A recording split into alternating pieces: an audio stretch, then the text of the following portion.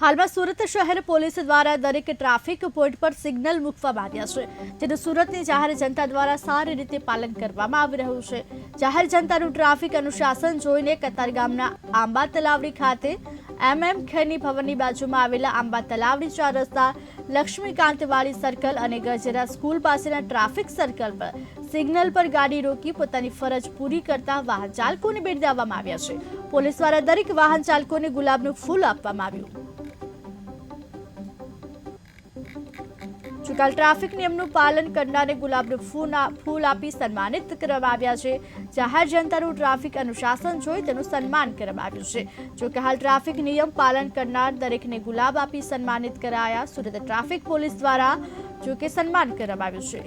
જ્યારે ટ્રાફિકના પોઈન્ટ પર જ્યારે અતિશય ટ્રાફિક થઈ રહ્યું છે ત્યારે આપણા સુરત પોલીસ કમિશનર શ્રી અનુપમ શ્રી ગેહલોત સાહેબે જે ટ્રાફિકની વ્યવસ્થાને સુદૃઢ કરવા સારું તમામ પોઈન્ટો ફરજિયાત સિગ્નલ પર ચલાવવા, રેડ સિગ્નલ પર તમામ વાહનો ઉભા રહેશે અને ગ્રીન સિગ્નલ પર પસાર થશે।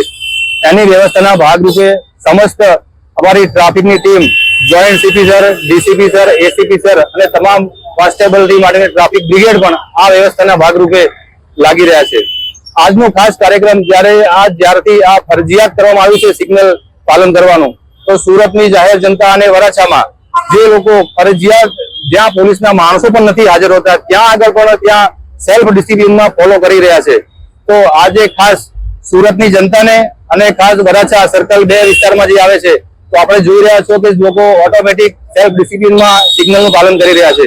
તો આજે અમે આભાર વ્યક્ત કરવાનો આજે પ્રોગ્રામ રાખ્યો છે। સુરત શહેર police commissioner Shri, joint CP sir, DCP sir અને અમારી સમસ્ત ટ્રાફિક ટીમ હતી તમામ સુરત શહેરનો અને